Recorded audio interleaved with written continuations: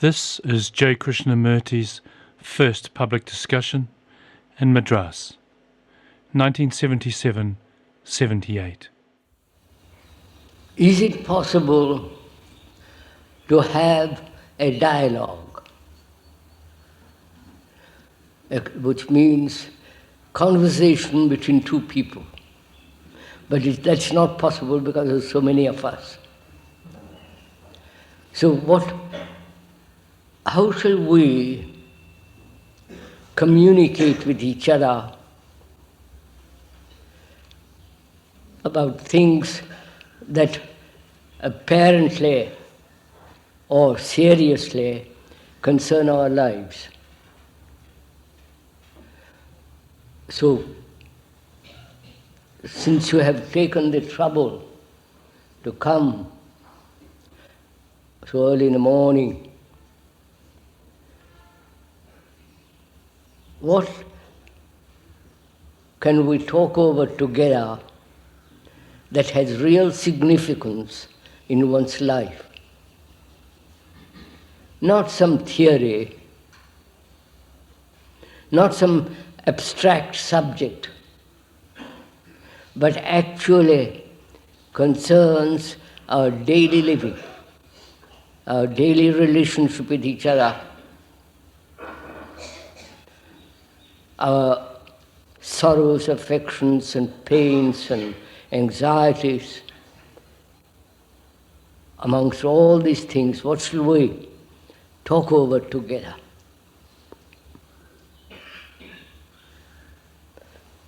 Often I am subjected to. What? Often I am subjected to pinpricks and feel really hurt. And you were kind enough to say that innocent mind is incapable of hurt. But I don't understand what you mean by innocence when I am feeling hurt very often in my life. I haven't understood what you are saying, sir. I haven't understood what you are saying. Would you mind repeating it slowly?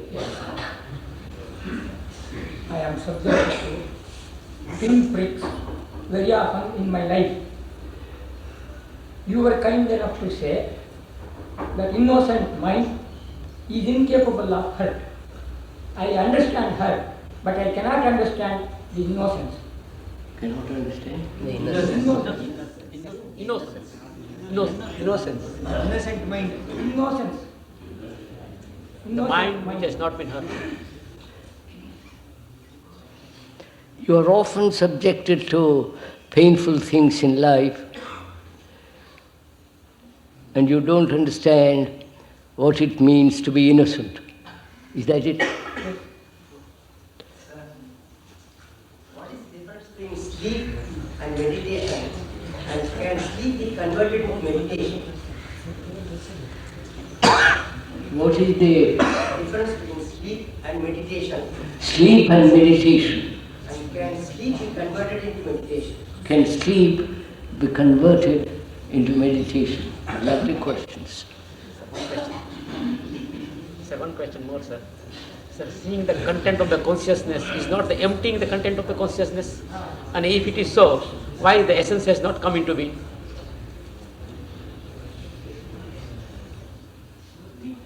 Seeing the content of one's consciousness, doesn't that very observation empty consciousness?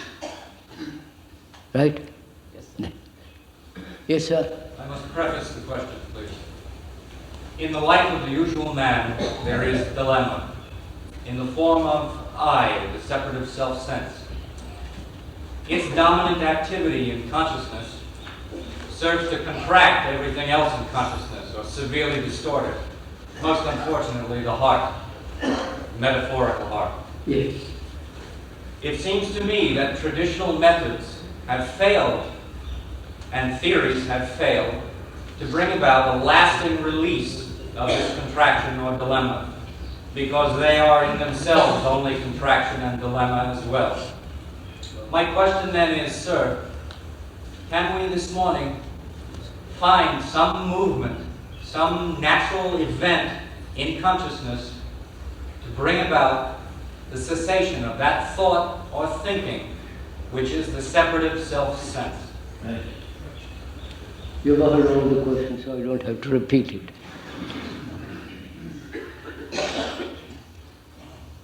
Is it possible, if I understand the questioner, to eliminate the self, which is brought about by thought, and live or be in at a different dimension of consciousness? Isn't that right, sir? Yes. Do you want to discuss that? So what do you mean? Pursue the thought to the very end.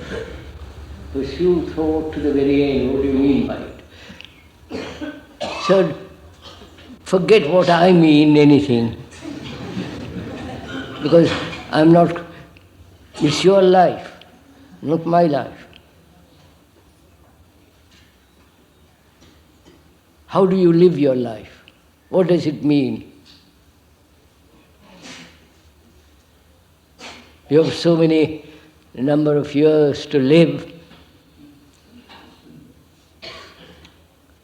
in which there are so many complications, jobs, pressure of overpopulation, all the vulgarity, the noise, the brutality that's going on in the world. What is your life? Instead of talking about meditation and all that, we'll come to that. But first, shouldn't we understand our daily life? What it means, why we live the way we are living? Aren't you interested in that? Sir, we are already fed up with this our daily life. Huh? We are fed up with our daily life. We are fed up with our daily life. Sir, I want to know the present problem, how to eradicate poverty. The present problem and how to make mental peace. Present problem of poverty. You have to eradicate poverty. That's very, just a minute, sir. Is it possible? Poverty with all, with all its degradation and so on. Is that what you're really concerned about? Huh? Poverty. Poverty. Suffering to the people. Sir, I understand all this. Huh? All you, if I may. Suffering to the people. So what are you really concerned about? Mental and physical, both suffering. We want to experience advice. What? Experience advice over that problem. What, sir? This problem, we experience the advice we want. Because it will be recorded. I would like to, if you don't mind, I'd like to put you the question, and please be good enough to answer it. My brothers often ask this question to me. I was not in a position to give a right answer. I know, sir. And I want you. But wait, sir. Let me first ask you something, sir. I'm not preventing you from asking questions, but first may I ask you something. What are you, each one of you sitting here, are concerned about? Serious, what are you concerned about? I am concerned with my life. What? With my life. Shouldn't we content with that only? Be content with what you have. John Bunyan's Pilgrim's Progress it is quoted. Be content with what you have, whether it is little or much. I am asking you something and you're answering something else. Would you kindly listen and find out what I'm asking? You may be full of your own questions, but first, please kindly listen. What are you concerned about in your life? Not poverty, this and that. What are you concerned in your daily life? Our own happiness. Your own happiness. Are you concerned about it? Just listen, so find out. For God, don't be clever and just answer anything that comes into your minds. What are you concerned about? If you look into yourself and ask this question, what are you concerned? What is the purpose of life? Huh? What is the purpose of life? Purpose of life. What is the purpose of life? Purpose of life. I think we are fundamentally concerned concerned about ourselves primarily. Huh? We are fundamentally concerned about ourselves primarily. Your questioner says he's concerned primarily about oneself. Is that a fact? Could we start from that? No, aren't you all concerned about yourself? What's up? Yesterday's talk you are mentioning that there are a number of pressures on the brain, and if you remove one pressure, there is another coming in. How are you going to eliminate the pressure on the brain? Practical proposition that I am thinking of. We Willikins. I don't know. Sir, just a minute, sir.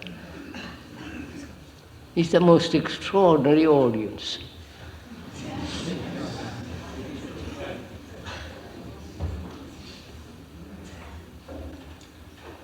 I'm asking you something very seriously, and apparently you don't take my questions very seriously.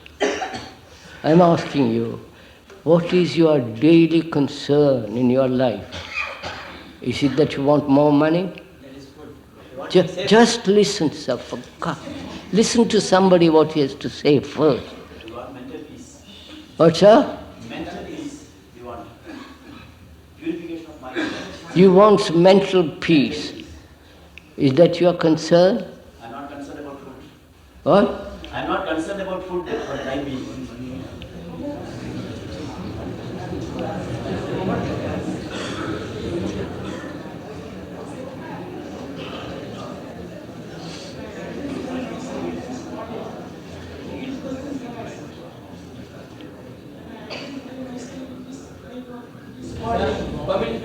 Let us set up proceeding for this, and many people start questioning in between, rather not relatively, and please set up proceeding for this.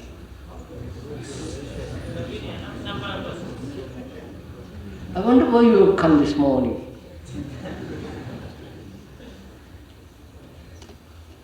You must have got up rather early, taken the trouble to come here. And apparently you just go on talking to yourself. So please, would you kindly listen? Try to find out what I'm asking you.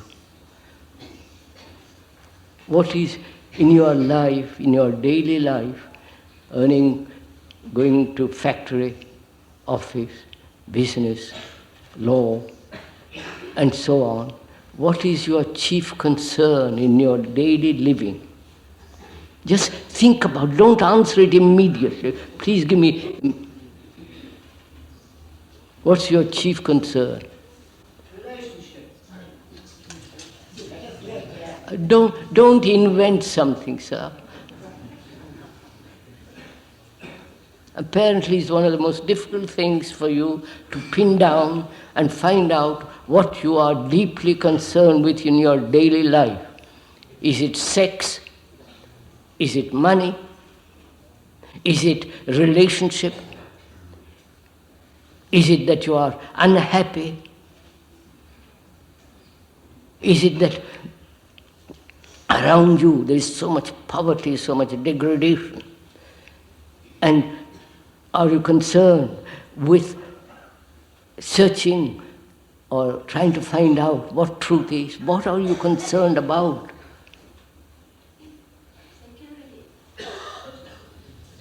Mechanical way of living. What? Mechanical way of living without any, What? without any purpose. Mechanical life. I don't hear what it is. Automatically. I wonder why you come here at all, really. You're not answering my questions at all. What? Concerned with our life. Concerned with your life? What do you mean by that? So don't find out what he means. Your life, what does it mean? Your daily life. I am concerned with my duty or dharma. He's concerned with? Dharma. Duty.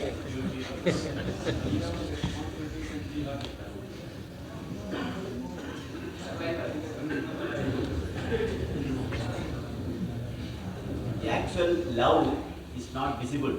The actual love is not visible in the universe. Is that your problem, sir? Yes, that's a problem. Lack of love. No, your problem, not... Yes, my lack of love. Is that... Even my relatives... Just a minute, sir. Just a minute. Even my relatives... Wait, sir. You have made a statement. If you want to sit here and talk to the audience, come and sit here, sir.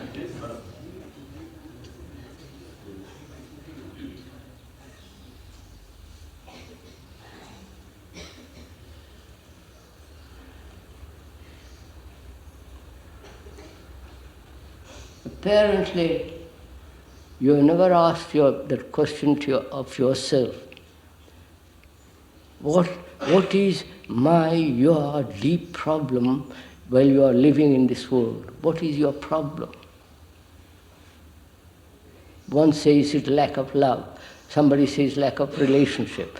Any old thing you trot out. But you have never said and look at yourself and find out what it is that you are deeply concerned with. Are you concerned with death? Are you concerned with living a life that is righteous, that is honest, that is sane? What are you concerned about? Just carry on as you are? Sir, I feel I am concerned with my sorrow and my ability to solve the problem. What's that?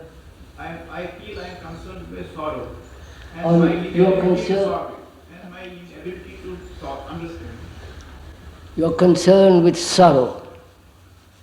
And inability to And is it possible to be free of it? Is that it? Are you really, would you answer that question? Are you concerned with sorrow, all of you?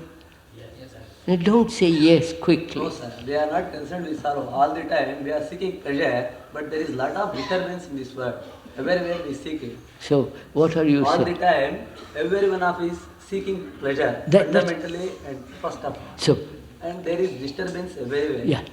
And there is great contradiction in our life. Sir, I don't read your questions, sir. Please. Joyous and happy living, sir. I wonder.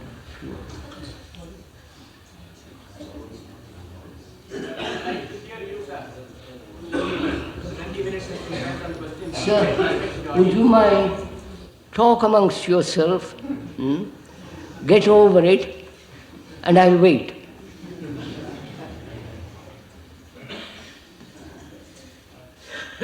Talk over with yourself, with your friend, and look all around who is here, and then answer my question after you have talked to your friends and looked who is here, and find out what you really want to find out.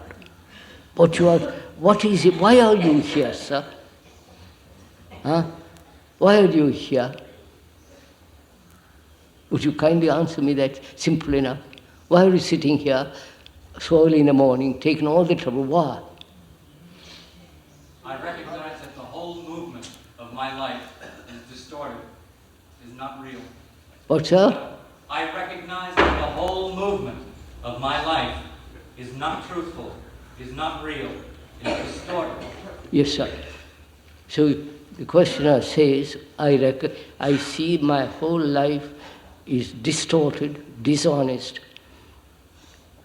and I like to lead a life which is correct, which is honest. Is that right, sir? That is correct. Now wait just a minute. Is that what you're all interested in it? Yes, sir. No, do. First, don't laugh, sir, for God's sake. What is there to laugh at? Fortunately, we are not serious.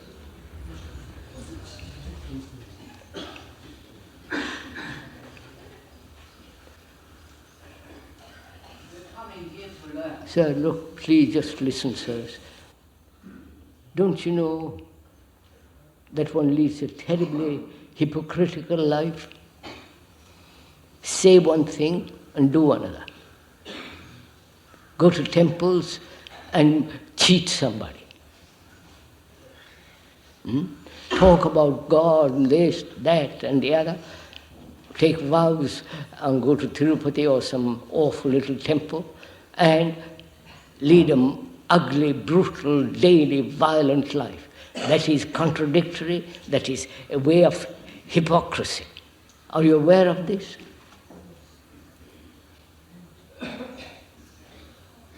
Don't you know this is happening in your life daily? Right? Read the Gita or the Upanishads, repeat mantras and do puja, and next minute go down the street and kill somebody, violence, spit, class divisions. Don't you know all this? So there is contradiction in your life, isn't there? Right, sir?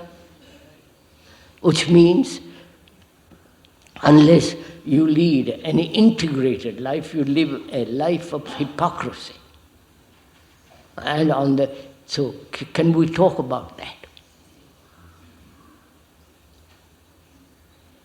See how silent you are? When it comes to real brass tacks, when you are really concerned, a way of living in which one's life is a hypocritical life, a contradictory life. Shall we discuss that?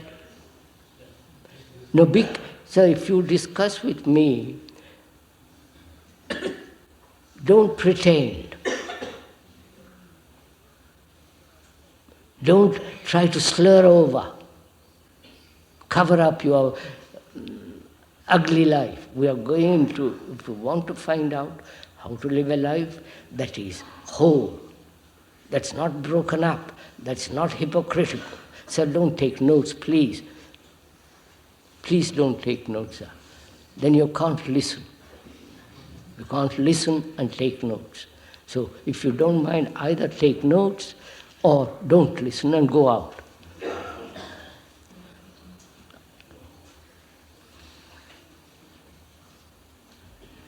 We know, as the gentleman pointed out, that one leads a very dishonest life. That one has contradictions in oneself. We know this, don't we, sir? Huh? No? So can we start from there? What? We are starting from there. First, are you aware, just conscious, that you lead a double life? You understand? Do you? Are you aware of it? Yes, we have to find out a solution.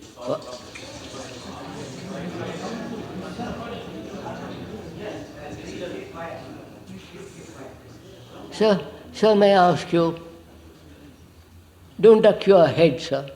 May I ask you why you are sitting there and asking these questions? Are you interested in what we are talking about? Yes. No, be serious, sir. Don't be flippant. Are you? Just to clear doubts. What? Clear doubts.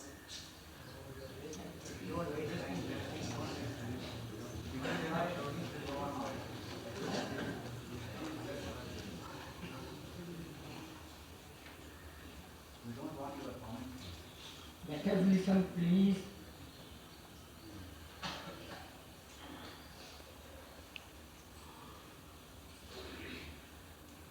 So I'm asking you to be kindly listen to what I'm inquiring. Does one know, do you know, that you lead a double life, a contradictory life, a hypocritical life? Huh? Yes, we know that. Many of us know. All right. If you know, what will you do about it? Just put up with it? Carry on every day, leading a double life like this?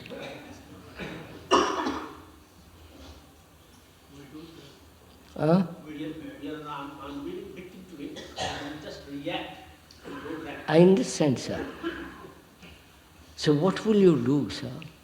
If you know that you lead a hypocritical life, what will you do about it? Just talk about it. Don't you want to break it, live a different way of life? Do you? Well, I'm asking you a simple question. Please,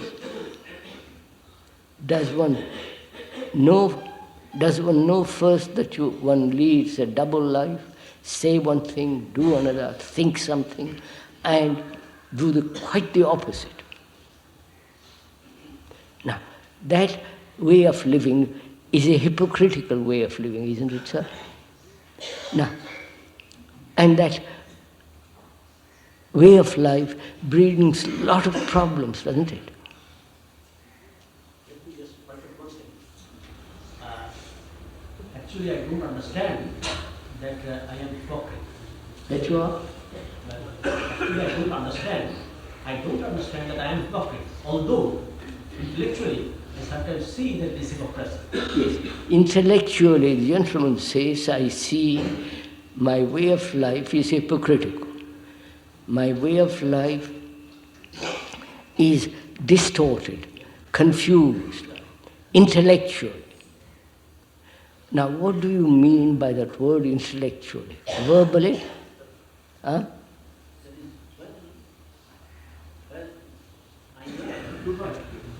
I start to say, yes, sir. When I look at that, I see what is the... I understand. But when I am involved, I just react. I understand all that. I understand that, sir. I'm asking you, when you use the word intellectual, what do you mean by that word? I intellectually understand, one intellectually understands that there should be brotherhood. Intellectual. But actually, in daily life, you contradict that. Now, when you say I understand intellectually, you mean you understand verbally what is being said. Right? You don't feel it, you don't live it, you have an idea and you accept that idea and say, yes, that's a marvelous idea. Is that what you're all doing? That you verbally accept certain facts, but actually you have no relationship to it at all.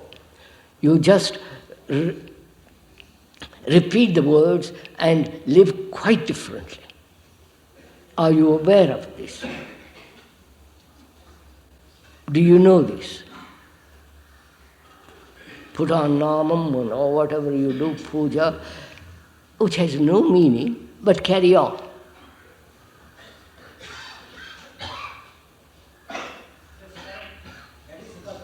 Huh? Right. Now, if that is what is happening, what shall we do? Don't you want to break that pattern? A pattern of hypocrisy? How do you break it? You understand? All your tradition says, carry on. Right? Carry on, go to temples, do all that puja and all the rest. It doesn't matter what kind of life you lead daily. So we are now reversing the process and saying, look, what matters is how you live daily. Right? So, are you serious enough to be concerned with your daily life?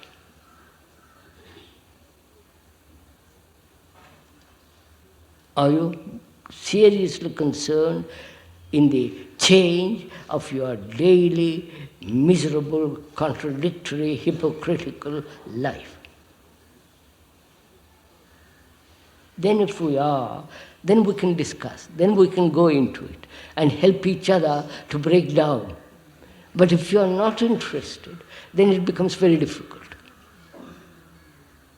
So I want to be quite sure that you are really interested in what we are talking about, which that gentleman raised. He said, my life is distorted, untrue, not straight. And I would like to change the pattern of that. so that I lead a life that is true, that has no sense of contradiction, that's whole. Isn't that right, sir? So can we go into that? Please, can we, all of us, go into this? Don't casually agree, but find out if you really deeply want to go into this problem, because it means changing your whole life.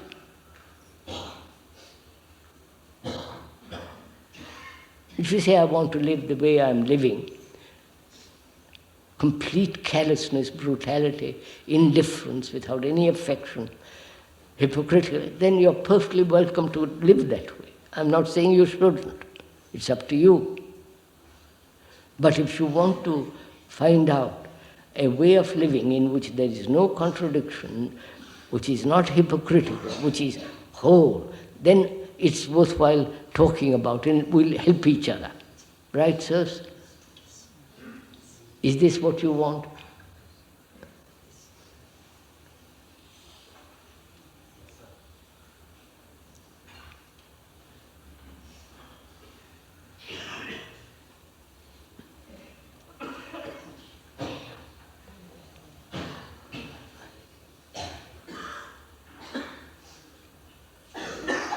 Is this what you want, sirs and ladies? To find out if it is a way of living that is not contradictory, opposing, hypocritical, that is honest, true way of living. Do you want to find out? What do you say, sirs? Right.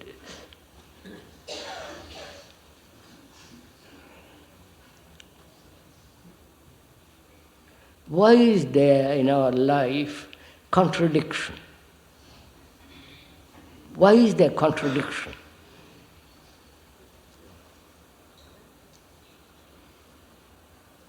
In your life, sir, why is there contradiction? Please tell me. Huh? Experience. What? It's due to experience. What? Experience. It's due to experience, previous experience. Selfishness is definitely. Sir, would you kindly listen to us?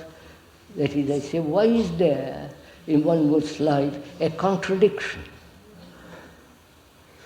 Because we listen to other people. Huh? And then we get confused. Because we are pleasure seeking. But you apply my teachings? What the teachings are you talking about? The conditioned wrong, particular social and religious. Sir, just look at yourself. Why do you say one thing and do another? Very simple. Keep it at its simplest level. Why is there this contradiction? Opposing desires, right? Opposing wants, opposing purposes. Why? Why is there this division in one's life? Think, watch it, sir. Find out, not from me. Find out, we'll help each other. Yes, brain and mind are imperfect. Huh? Brain and mind are imperfect. Brain and mind are imperfect. Brain and mind are imperfect.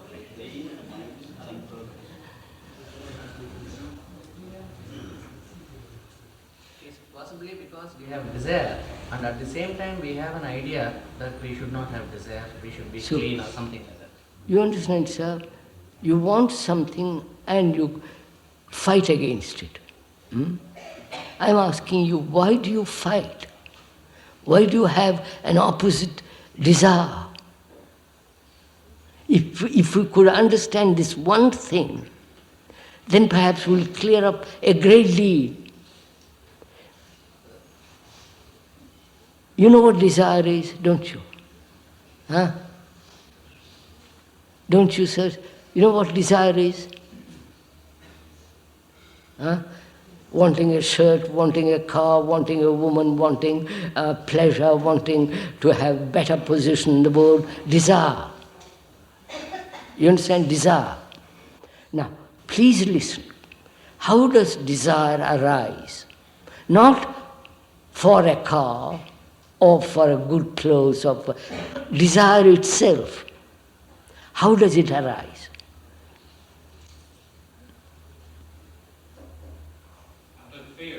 No, you please. I am desire, sir. I want a better house, more money, better wife, or God knows whatever. Desire, right? You know this, don't you? Huh? So, I am not asking the objects of desire, but what is the source of desire?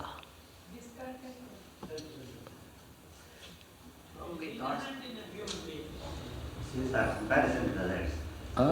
Comparison with others. A man has a Yes, comparison. Compare your little car with a bigger car, your little house to a bigger house, and so comparing. That's not what I'm asking, if you'll forgive me. I am asking, how does desire arise? Itself, not for something, not for a big house, little house, and so, but the desire. What is the beginning of desire? A mental image. What? A mental image. A thought. You haven't listened, sir.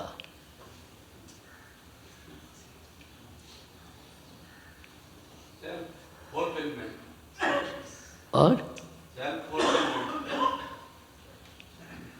Look, sir.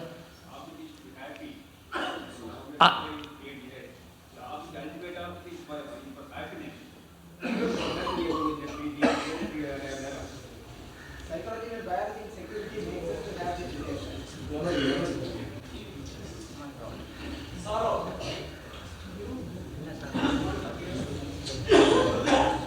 Finish all your... And then let's come back. You have stated all that you want to say. Now let's come back and find out how desire arises. This is, please be good enough to listen. This is very important to find out. Then you will know how to deal with it. What?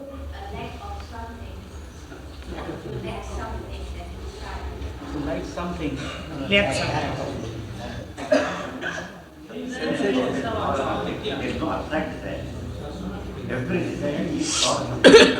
But sir, the origin, the beginning, how does desire being wanting something, wanting or not wanting, right? This movement of desire, what is the origin, the beginning of desire? You haven't...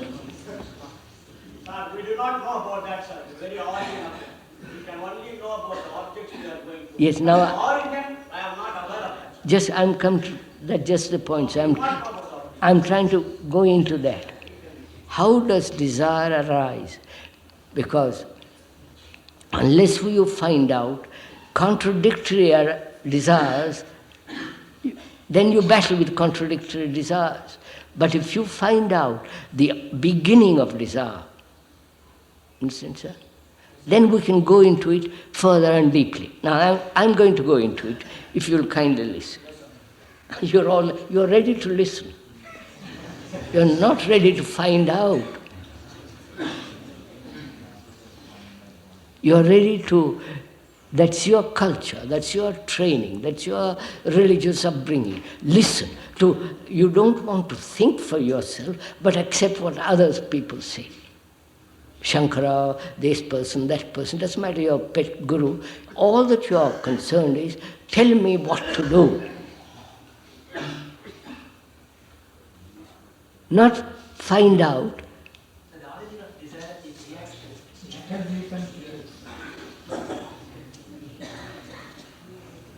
It is sensation. We have senses. It is sensation. Either we desire Plus is to avoid it. Causes through sensation. We have senses. Just a minute, sir. Go slowly. We are trying to find out, inquiring into the problem of desire, not the object of desire, woman, man, position, not the object of desire, but desire itself, how it comes into being. I'll explain, I'll show it to you and do it. You follow? There's nothing complicated about it. First, yes. Is not desire, does not the arising of desire happen simultaneously with the arising of I? No, we'll come to that, sir. We'll come to that.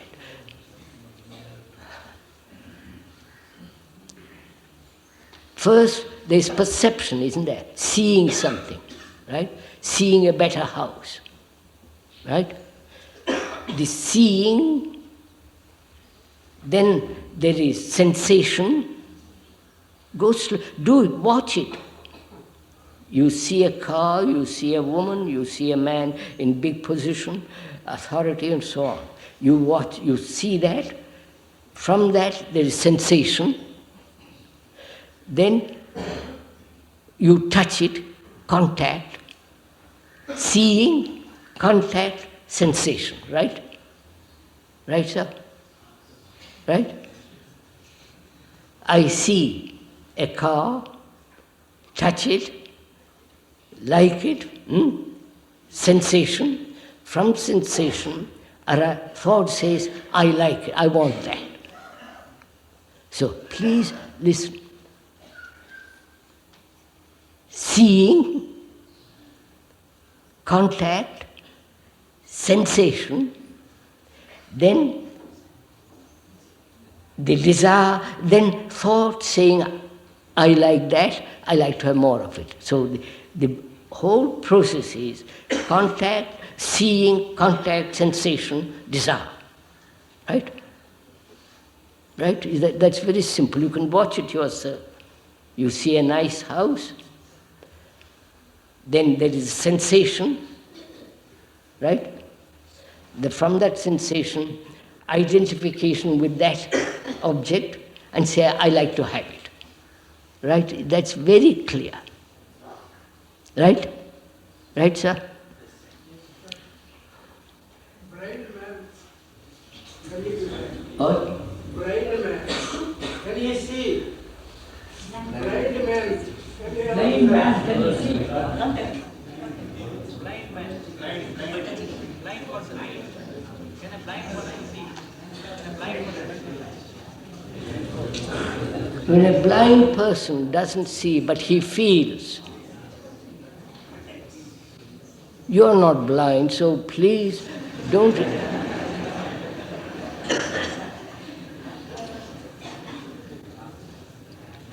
You're not applying this to yourself. You've gone off to talk about a blind man. A blind man may not see, but he touches. From the touching, he has sensation. From sensation, the feeling of like and dislike and all the rest of it, desire. So desire arises, seeing, perception, contact, sensation. Then thought comes in and says, I like, I don't like, and so on and so on. You've got this simple fact. Right, sir? Now, why is there an opposing desire? You understand my question? Is desire in itself contradictory? Please think about it for a little. We see how desire arises. Why is there a contradictory desire? Opposing desire.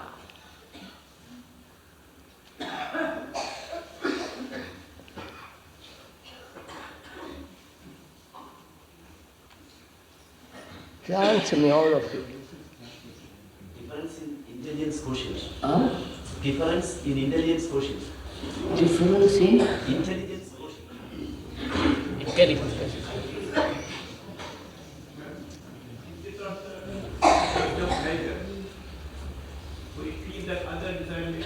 I'm asking, sir, first listen to find out.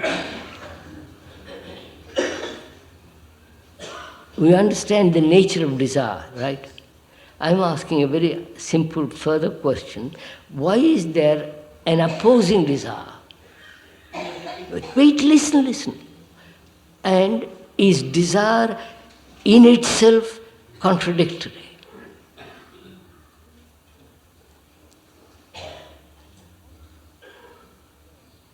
Or the objects of desire vary? Desire is not contradictory in itself, but the objects of desire vary. Do you understand my question? That is, I see a car, I see a woman, I see a man in a good position, power and so on. So the objects vary, but desire itself doesn't vary. It is desire. Right, sir? So, the contradiction exists with comparison, change of objects. One is more attractive than the other, but still it is desire. So desire in itself is not contradictory. I wonder if is this too much? Do you understand this, sir? Discover this extraordinary fact that desire in itself is not contradictory. Desire can never be contradictory, but the objects can be contradictory. Right? Is this clear? No. Not clear. Huh? Are you saying this is not clear? I'll explain it 10 different ways.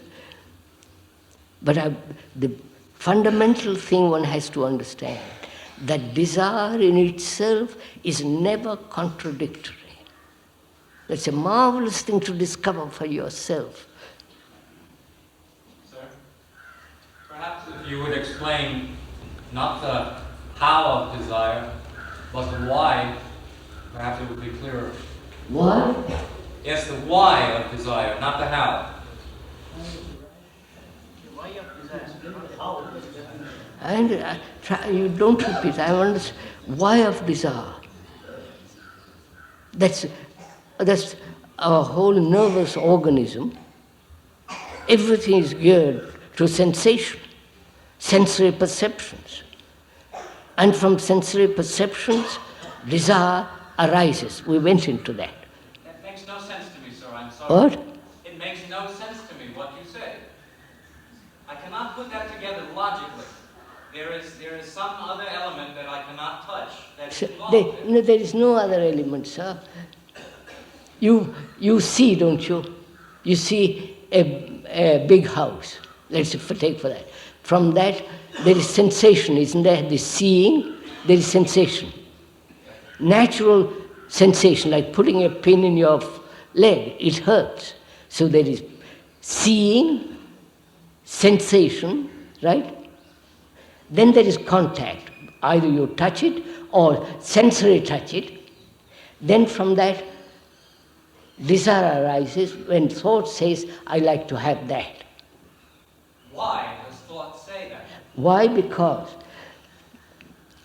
all our education, all our conditioning is to identify ourselves with what we want.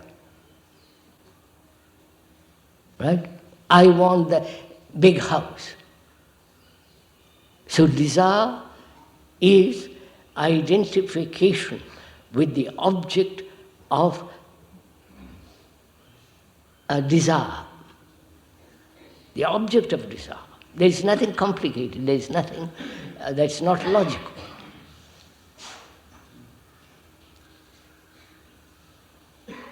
Sir, in the child who has not yet been fully conditioned into desiring a car or a house or any of that business, there still is the activity of desire. Yes, of course. We see it arise. Of course, sir. The activity of desire is immediately you give a toy to the child, and the child possesses it. It's mine, and he'll fight for it. So this is very simple, sir. Don't elaborate a simple thing more and more, which is this contact, seeing, contact, sensation, right? From sensation, there is the image building, if you want to go much more deeply into it, the image of big house and the identification by thought with that big house is the whole movement of desire. Now I'm saying desire in itself is not contradictory. One has been told that to achieve God or enlightenment or whatever it is, bliss or whatever you want, you must become a sannyasi, renounce the world and follow a narrow path. But that is an idea, a concept, a thing which has been put forward, and tradition says that's the way to achieve God or whatever it is. But you have other desires, right? You have sexual desires. You have desires for money, position, and so on.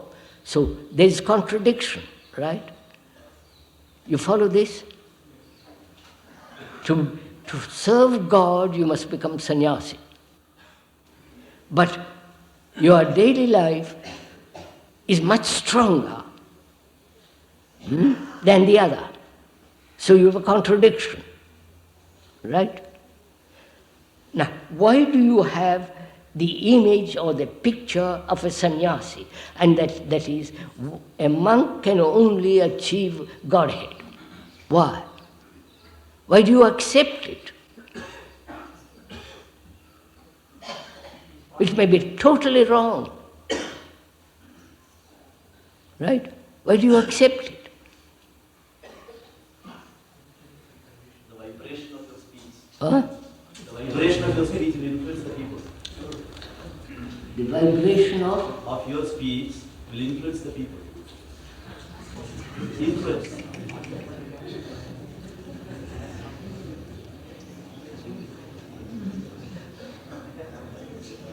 So look, the ideal of a sannyasi is non-existent. What is factual is your daily desire. Not to serve God, you must become that. That may be totally wrong. Probably it is.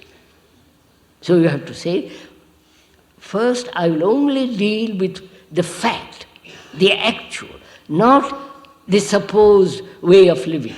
The actual is, one is burnt up with the desire. Right? Let's therefore deal with that and not with the other. The other makes your contradiction. I don't know if you follow this. So look, I'll play, just listen. Tradition in India has established for thousands of years that to find enlightenment, to find God, to find whatever it is they promise, you must become a sannyasi, that is, renounce the world. Right?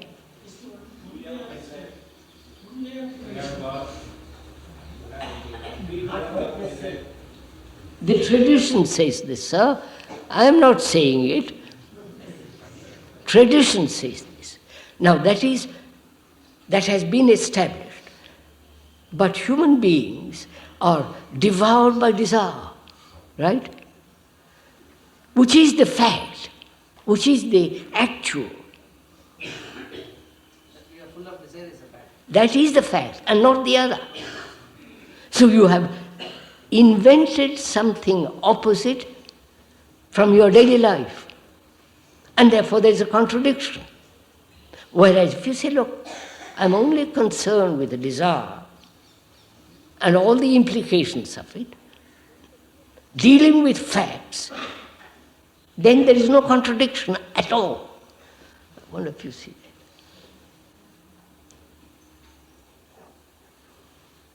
that. Have you understood this simple thing, sir? Look, sir, suppose I am violent,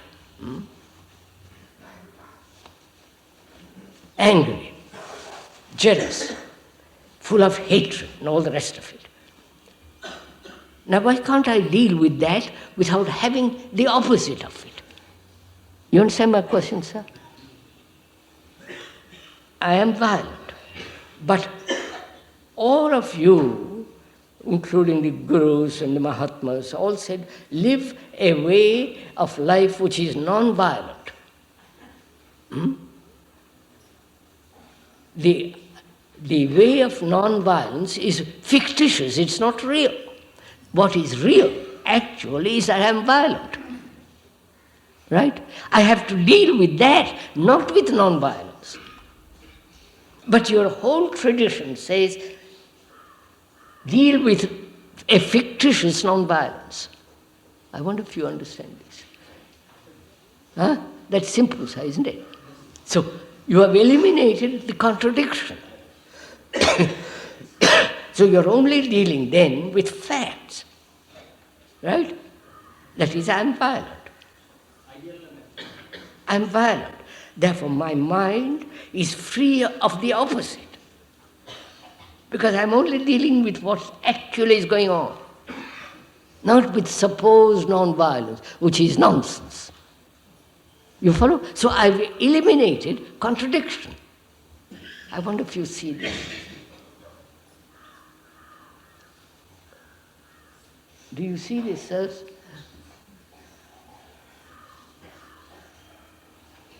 If we are dealing with what is actually going on, then there is no contradiction.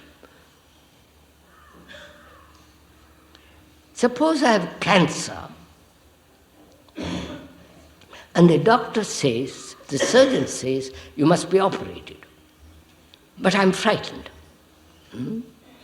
I hesitate, and I talk, but the surgeon says, my dear chap, you have to have it. You go on the table tomorrow, otherwise it will be worse for you. I accept the fact.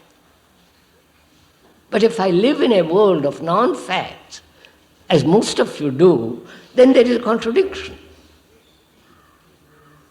As most of you live in a world of ideas, and not with facts, there is contradiction. I wonder if you see this. A simple fact. Right, sir? Right? Can you eliminate all ideals which are fictitious, which have nothing to do, which are not real? Another thing maybe from the physical world, to deal with heat, you need cold. So cold will neutralize the heat. Yes, sir. You understand all that. I'm asking you something different. Would you kindly listen? Which is, eliminate that which is not factual, actual. Ideals are not actual, right? This is obvious, isn't it, sir? Non-violence is not actual. It's an ideal opposed to violence. Right? Right, sir? So, if you had no ideals but only fact, you're only dealing with facts, then there is no contradiction. I wonder if you see this. I'll show it, sir. I am violent. Suppose I am violent. I have been told, my culture, my tradition, all the people have said, try to be non-violent. That is the ideal. So I have been conditioned to that, which is there is contradiction between what is happening, which is I am violent, and the ideal of non-violence. And I see that very clearly. So I say to myself, I have to deal with facts, not with ideals. So I put away all ideals and only deal with facts, which is the actual sense of violence. So I've only, you follow? I've eliminated altogether a thing which brings about contradiction. Therefore I'm dealing only with facts, with the actually happening. That is, the actual happening is that a reaction has come into me, which I have named it as violence. I wonder if you're following this? Huh? There's a reaction. You've called me a fool, and my reaction is to get annoyed. But my conditioning says, suppress it. Go beyond it. Control it. Which is the ideal interfering with the fact. I wonder if you see that. So, I see very clearly any form of interference of ideals distorts or makes me escape from the fact. Then I have no contradiction. See the beauty of it, sir. I have no contradiction, because you're only dealing with facts. But when you're dealing with ideals, your ideal, my ideal, there's contradiction. Right. Now I'm concerned only with the actual happening of violence. That is, a feeling has arisen because you have called me a fool, and I have named it, that reaction, I have named it as violence. Right? Now, can I watch that? Is there an observation of that feeling without naming it? You understand? Try and do it, sir. Do it as we are talking. That is, not to name the reaction as being violent. Because the moment you use the word violent, it has great many connotations, associations, which is, you mustn't be violent, you must be kind. Again, unreal. So, can you observe that feeling without calling it violence? So, can you observe without the word? Do you understand all this? This requires tremendous observation. Not discipline, just observation. Are you following all this? Following in the sense, are you doing it? That is, we have become slaves to words. A Hindu is a category of a group of people called Hindus. And there's a category of group of people called Muslims. The Hindus have their own conditioning, that they are this, that they are that, and the other fellow has his own conditioning. So there's battle between them.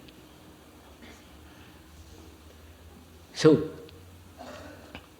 to remove the contradiction, deal only with facts,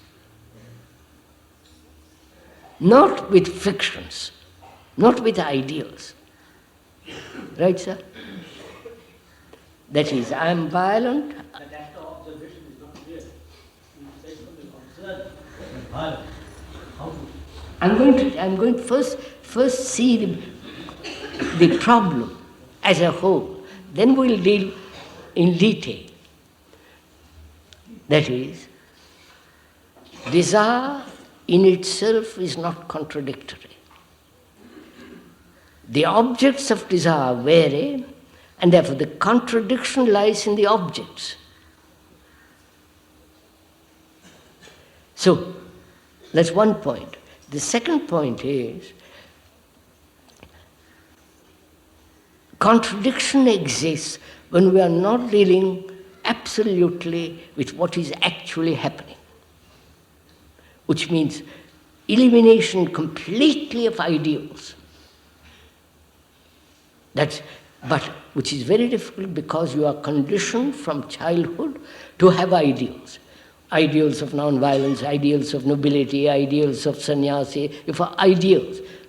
So can you see the falseness of ideals and therefore no value? Not fight them. Seeing that they make life extraordinarily complicated and false, can you see the truth of it and therefore let it disappear? Like when you see a cobra, you know it is dangerous. It's finished, you don't play with it. So in the same way, ideals are fictitious, they have no reality. What has reality, is actually happening is the fact. So, the fact is you called me a fool. Please follow this. You called me a fool, and the word fool has many, many associations. And I get angry. There's anger. And that word violence is applied to that feeling. Therefore, in that very word there is contradiction. I wonder if you see this. Right, sir? So can you observe, is there an observation of this arising of a sensation, of reaction, but not naming it? Then you're dealing with fact, not with the word. I wonder if you see that. What? That, of course, it's not. Don't say difficult. You are used to it. You are habituated to it. You are conditioned to it. See your conditioning. When you say a Muslim, you to a capitalist, communism is something terrible. So you are slave to words. Your mind functions with words. And you are used to certain set of words. So find out whether you can observe without the word. That's, can you observe the tree without the word?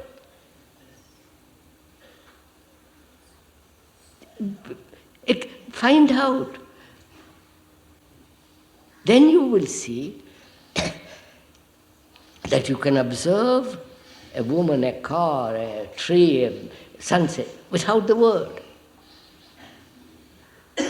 So, let me go into it a little more to make it really simple. The word microphone is not the thing, right? The word is not the thing, right? Do you see this? I wonder. I wonder why you come. You want to learn about all this, therefore find out, sir. Nobody is going to tell you all these things. No book, no guru, they are too damn silly. So find out. The word is not the thing. The door is not the actual door, right? The word tree is not the actual tree. So, the word is not the thing. That's one fact, right? I can describe the mountain beautifully. The beauty of the valley, the blue light, the clear line against the marvelous sky, the quality of the air, I can describe it. But the description is not the actual. Right? Now, most of us are caught in descriptions. Right? In the word. So you have to eliminate the description, the word and look at the fact. You see, then you have eliminated so many contradictions. I wonder if you see this. See for yourself, or rather learn. Not memorize. Learn. Which is that there is a possibility of observation without the word. That means you have learned a tremendous lot. That your brain is now active without the word. We function within the word. Gita, and you give immediately some kind of absurd reaction. And if you say the Bible, well, you don't pay so much attention to it. It's just the words. So, are you aware that you are slave to words? And a mind which is slave to words battles with unrealities. But whereas if you say the word is not the thing, never, then you move into a different dimension altogether. Yes, sir. What? You say the door is not the word.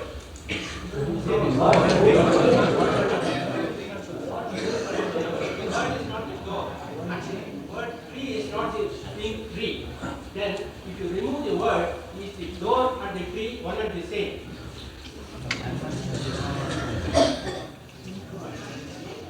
What a crazy question. I said, sir, please listen. Don't let's become terribly clever. The word microphone is not the fact. Right, sir? The door, the word door is not that door.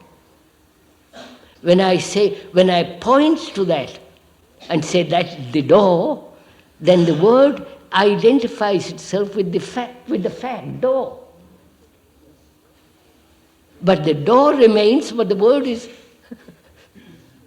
So go into it a little bit. This is very, very important because you will see for yourself, if you go into it for yourself and learn, that for us, the word has become much more important than the fact. God is tremendously important for all of you, if you believe in all that rubbish. And suppose you meet a man, he says, I don't believe in God. We are fighting over words. You don't know what God is. You know the description, but you don't know the actual fact. So, first, please see how important it is for yourself and learn that the word is never the thing. The word wife is not the wife. Perhaps you'll understand that better.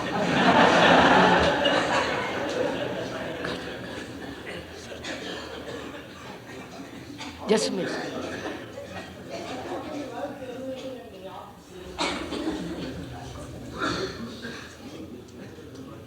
So I'm asking, please learn, not memorize, but learn to observe how the thing rolls, how the thing comes out. Geez, we have contradiction only when we are not dealing with what actually is going on. Right? Because we don't know how to deal with what is going on, we invent the ideal, which is an escape from what is going on. And if you want to change what is going on, don't have contradiction. You understand the point? It's so simple. Then you have the energy to deal with what is. Instead of wasting that energy in contradiction, having ideals and all the rest of it. Right? Do you see this? Look, sir, I'm violent. And my conditioning has been by all the gurus, the Mahatmas, the whole culture says, don't be violent. And I try all the time to be non-violent. Whereas in actual fact is I'm violent. So I'm wasting my energy not trying to be non-violent. So when I remove that, I have energy to deal with what is. You understand? But that energy is still wasted when I am using the word violence and get intoxicated with that word. So I have the energy to observe the fact of being angry.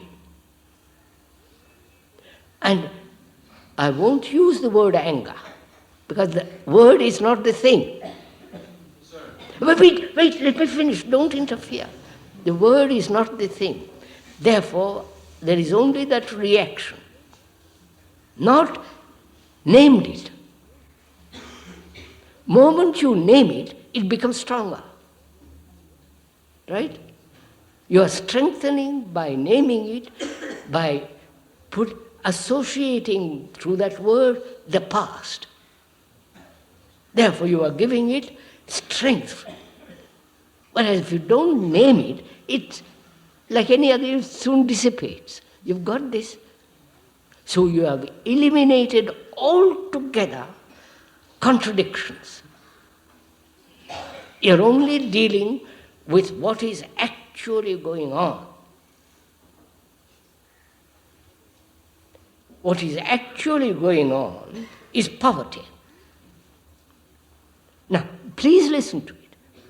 The communists say, do this, the ideal.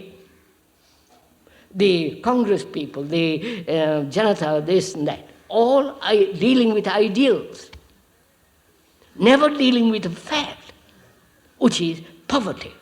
Can poverty be solved by this country alone, or is it a global problem? If it is a global problem, which it is, then no nationalities, no division. We are concerned with facts. You understand, sir? Then you and I can meet. I'm not interested whether you're a Hindu or a beastly something or other. I'm not interested. Let's deal with the fact. But now, economically we are divided, politically, religiously, and we fight over that, and not with the fact. I wonder if you see this. It's so simple, it becomes extraordinarily clear. Because then you find out what is right action.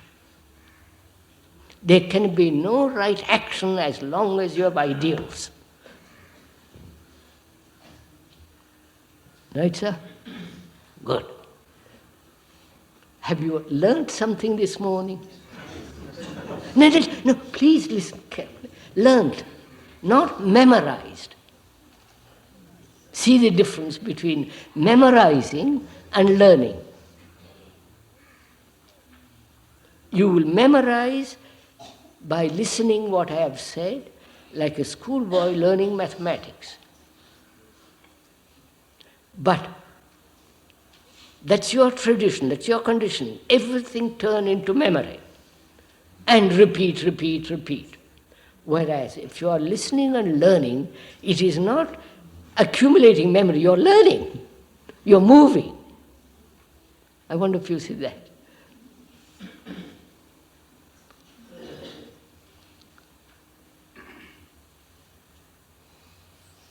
So, if I may ask, have you learned something this morning? Learn to think. What? Learn to think. What? Learn to think. We have learned to think. Don't think. I am very glad if you have learned to think. If you have learned to think so, you won't belong to any society, to any group. Then drop it. Sir, I have learned nothing. May I ask a question which may help me? We have said, when I look at the flower and I perceive the flower, I am conditioned to say flower, and that's what I end up seeing, not the flower. Yes. So, well, I must ask, please. You have said, if I recognize that activity, if I just see it, see the flower without saying flower, then I see the truth. I'm dealing with the fact. The fact is, in my case, that I am conditioned to respond always with the word flower or whatever it is. And I can see that. I will say, I see that I am saying flower. I understand. You see the problem? I understand. It's vicious. So, that is, we are conditioned by words. We are conditioned by environment. Right, sir? You are conditioned by the culture one lives in. You are conditioned by the religion, by all that's going on around us from childhood. Right? Now, is one aware of this conditioning? Right? Which means you have no opposite to that conditioning. Just please listen to it, just listen to it.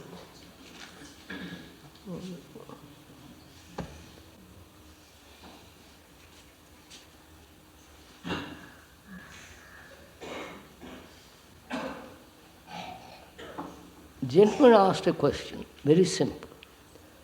I am conditioned by the word flower. I am conditioned by the culture in which I live. I am conditioned by the religion, by the parents, by education. I am conditioned, right? Now, are we aware? No, that we are conditioned. Right, sir? That's simple fact. Do you know you are conditioned? When you call yourself a Hindu, you are conditioned. Right? Huh? That's all. I want that fact to be clear. You don't know it. We don't know it because it becomes such a habit. It's like repeating like your name. It's a habit. And the gentleman says, I cannot break down or go beyond this habit. He is aware that he is conditioned, as most of you are not aware. He says, I know I am conditioned, because I fly, this and that, the other. So, first, be aware of it.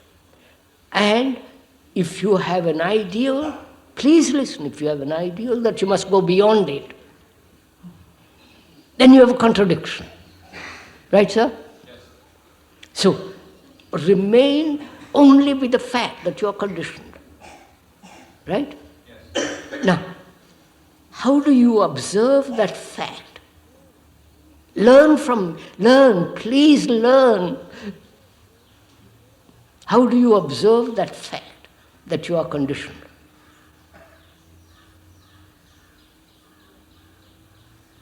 Do you observe it with the desire, with the motive that you must be free of it?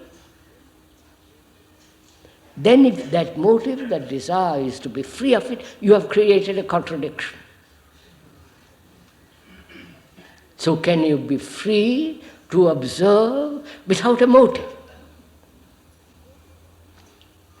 At the moment you have a motive, that motive is born out of your conditioning. You follow, sir? I'm as good as any lawyer, right? I do follow, sir, but I see that I am always conditioned. Watch it, sir, I'm saying. If with facts, right?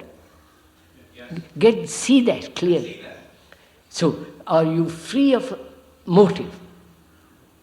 In this moment, no. No, therefore you don't see for yourself that when you have a motive, you are introducing a factor which is non-actual.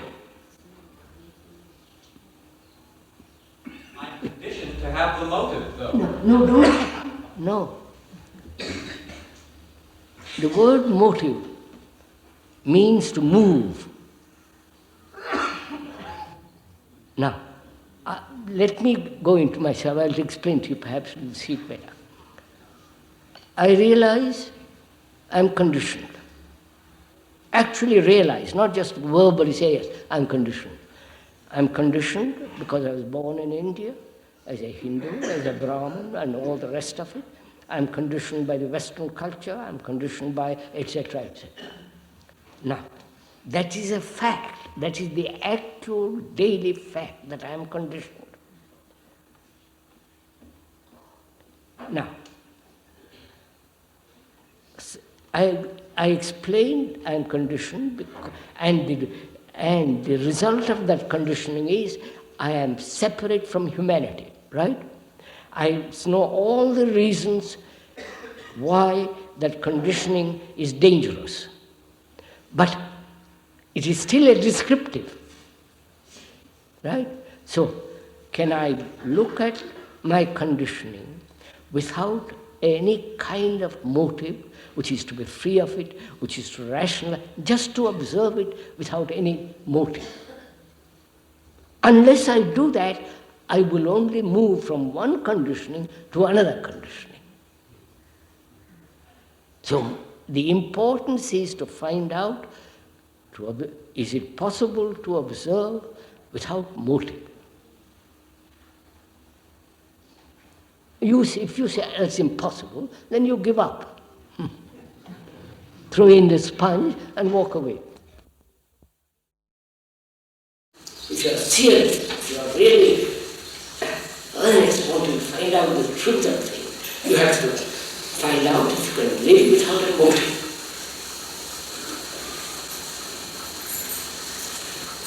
So, when you have no motive, then you are free to observe. You understand, sir? I understand. The very motive is form of conditioning.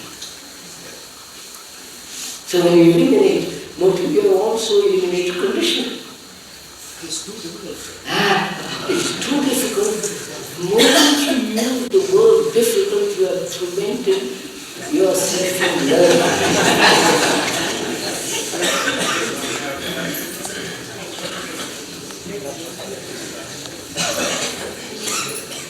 It's 9 o'clock. I would like to ask, if I may, most respectfully and politely, whether you have learned, not memorized, anything this morning. My question is fully answered.